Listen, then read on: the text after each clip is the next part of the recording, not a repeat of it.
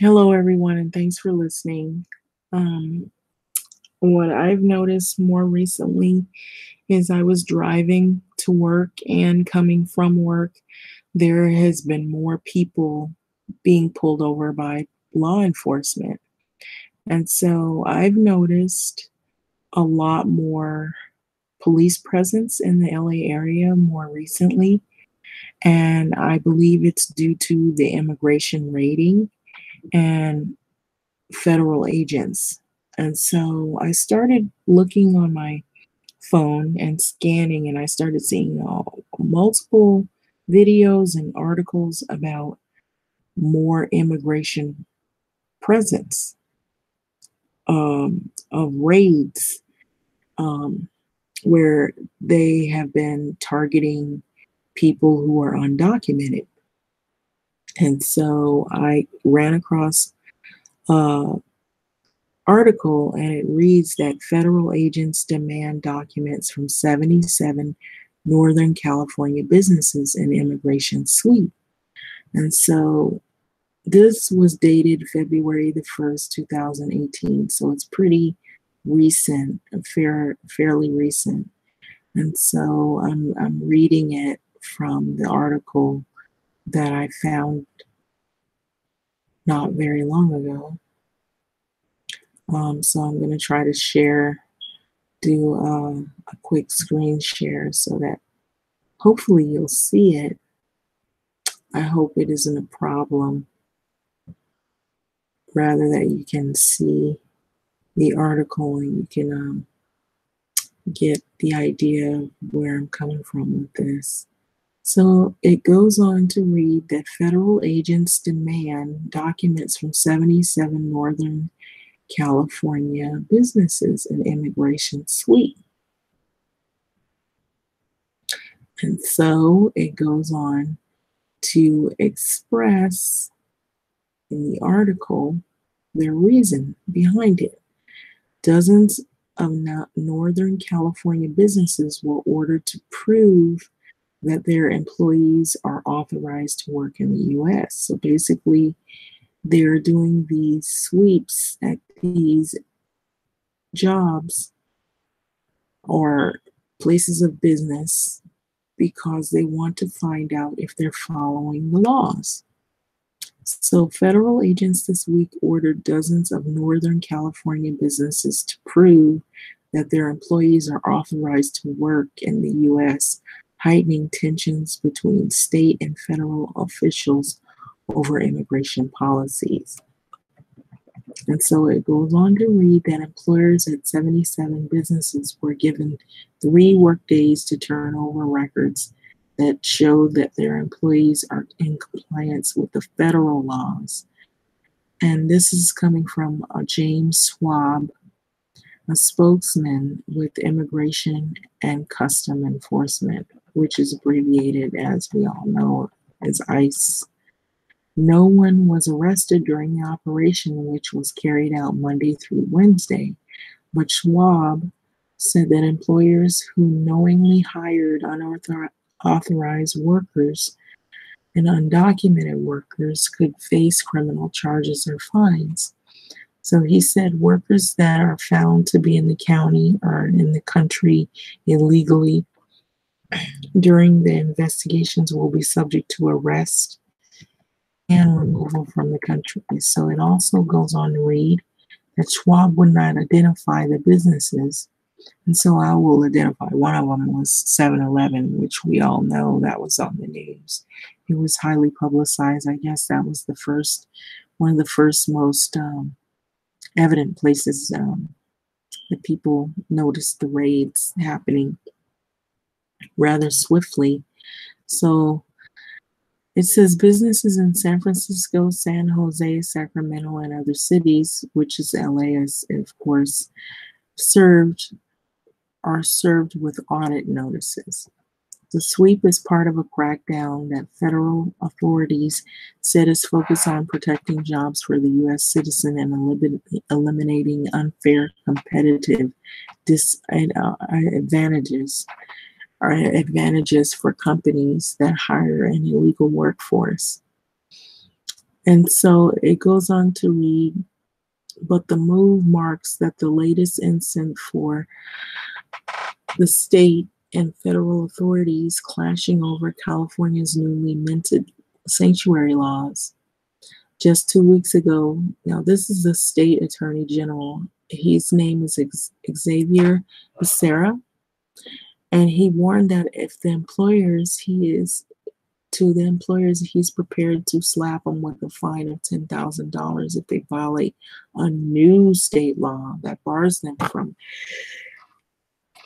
giving out information on employees to federal authorities. So basically, he's telling employers, listen to this, employers who have hired employees who are undocumented and illegal status, and this employer has hired someone who probably more than likely taking a job away from a legal citizen of the state of California, of the state of America, of the country of America, rather, the state of California and the country of America, that if you follow the law and you're in compliance by reporting to the federal authorities all of your legal employees and all of your undocumented employees that you don't have any, or either that you do and you just discovered, or you're getting rid of people. If you discover they're undocumented, you will be fined $10,000 if you're basically following the law. So it's a law against a law. One law that shouldn't be a law against a law that is supposed to be a law. So it's a battle back and forth. So Becerra said that under the law, businesses are prohibited from voluntarily allowing the ICE enforcement to assess, or immigration officers to assess and obtain employee records without the court order or subpoena. So he's saying that they're basically, I guess, probably trying to buy time for some of these people to get organized till they can leave these jobs, find other means or sources of income, which is going to be virtually impossible because now this thing is in full swing. So I just thought that was something to think about.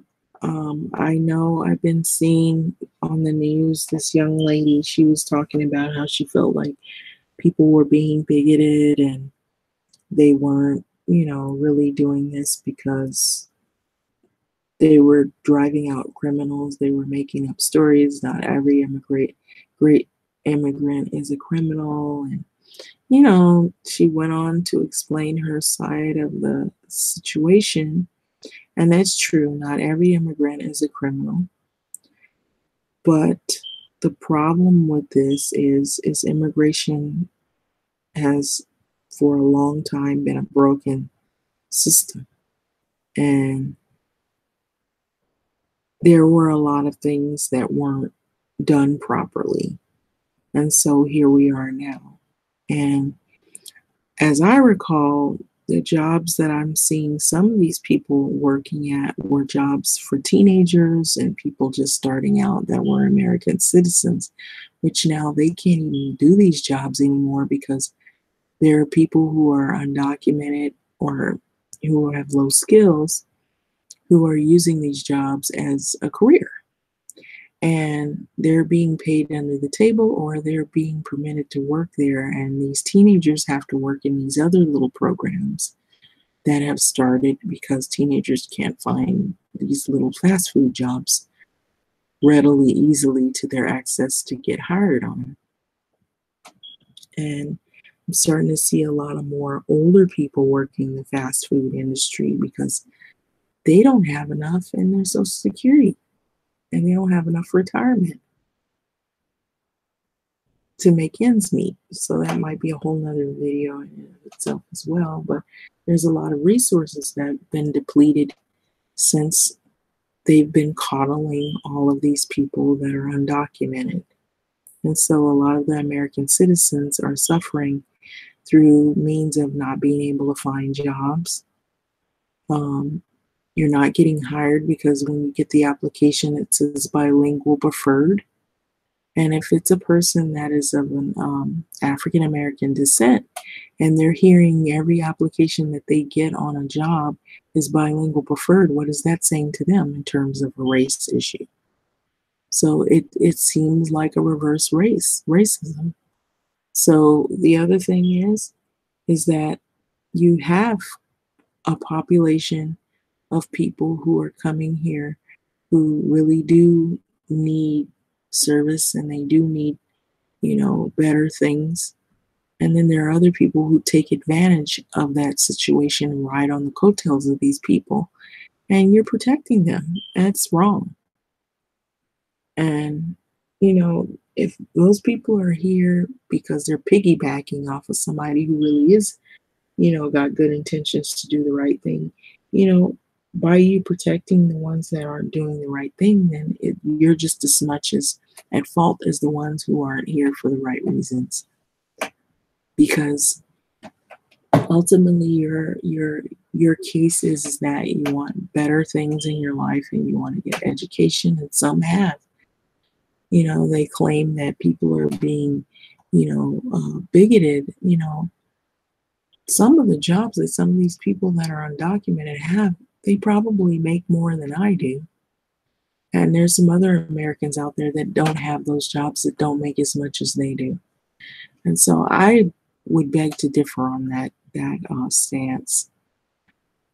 From the way I've been looking at things, I've been seeing most of these establishments hire people like that because they can pay them less, or either, you know, their friends, they're hiring their cousins or they're hiring their sisters, and a lot of that's been going on. It's been going on for years. And so a lot of people are without jobs. Um, I know some people don't like Donald Trump. I didn't vote for him, but I will say this: he is fulfilling that base that he came in on. Whoever paid, if they paid to put him in there, I believe he's gunning for another 4 years in 2020 because he's trying to fulfill campaign promises that he made. Now, it may not be making things great for everyone, but he is doing things as a business. And when you go to a place of business, if you are a part of that business and you have to make it sure that it runs smoothly, you have to fulfill all of those requirements. And if you don't, you're out, and they're going to replace you. And so that's the way this thing is going, as far as I see it. If you want this article, I'm going to try to see if I can put the lady's name, the one that did this article. Her last name is very long, but her first name is Elaine. And so I think she's also located on Twitter. She might be the journalist or the person working from LA Times that printed out this article, but anyway, or that had a hand in the article. It does say it's by her.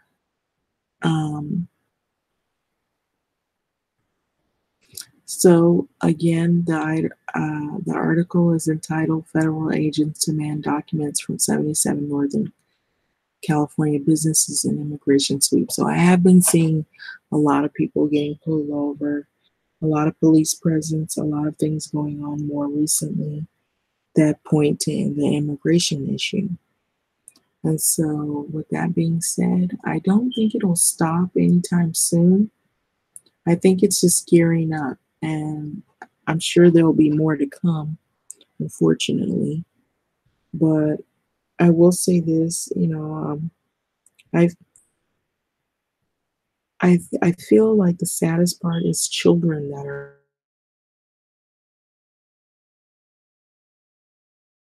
the really bad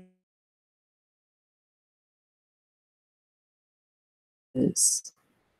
And so I was looking, even the dreamers, I think to a lot of people's surprise, some people were thinking the dreamers were like children, but not all of them were that young. A lot of them were already adults. And I think the oldest one was in their 30s, like like not late 30s, but like early to mid 30s, close to it, somewhere in there. And so that may not be sitting well with people and may water down that whole narrative of the dream thing. And so that's probably why it's not heartfelt around the globe with some other people. And the other thing that kind of ticks me off is that they're saying, well, everyone, all the people agree that the dreamer should stay. When you say all, who is this all? Because all is not the whole world. So I think they need to rethink that statement because everybody doesn't feel exactly the same way. Just as I'm sure some people would probably hear this, and if they were for that, they might not agree with it. And then there may be some people that agree. But I do notice this. This is on a more personal level in the neighborhood, in LA neighborhoods. What I notice is there are these mom and pop stores. Some of them are successful and others just seem to kind of like sit by the wayside and don't really do anything. You don't see much action. And some of these places, from what I was told, were fronts for cartels. And I'm not surprised either. And then some of these places, you'll see like a group of gangs hanging out at some of the places. So I'm wondering about that, if they're meeting spots for, the criminal element. Um, Also, who would want to work in these establishments because they only want people that look like them, speak the same language, working in those establishments. And that's all who could work there and feel comfortable working there. So we've got gangs like 18th Street, Harpies, MS-13, and a lot of these gangs, they're doing all this stuff on social media and all in the news talking about, oh, they're being bigoted to Hispanic or Latin people. Well, a lot of these gangs, some of them, especially MS-13, is noted for their policy in the gang on ethnic cleansing. They'll take over neighborhoods. Anybody who isn't Hispanic doesn't look like them, isn't from the same background, you're not Mexican.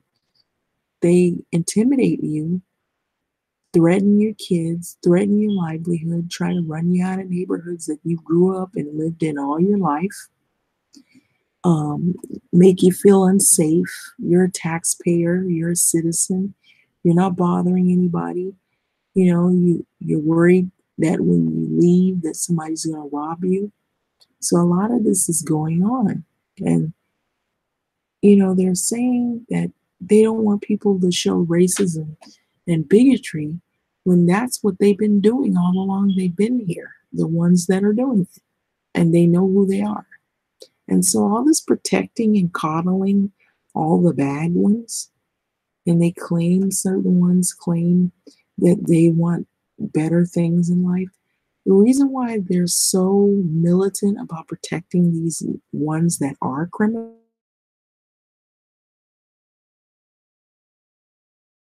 they have a lot of cousins and sisters and huge families, and somewhere in that family is a gangbanger. Somewhere. And oh, you just don't understand him. You just don't understand him. Well, what I understand is if he murders somebody that hasn't done anything, he's a murderer. He's a criminal. And so protecting him is not going to make it change anything. It is what it is. So this is what I believe is going on, that people are not being honest on that side either. They claim that people are exaggerating and that they're not criminals and whatnot. But from what I've learned, what I've lived around, it'll be mama, grandma, grandpa, and then some brothers and some uncles, and some of them are in the gangs. And then if one of them gets in trouble, the whole family will hide them out, protect them from the law, protect them. And they could have murdered somebody out there, murdered many people. They will lie and hide them out as long as they can until they get away with it or they get caught.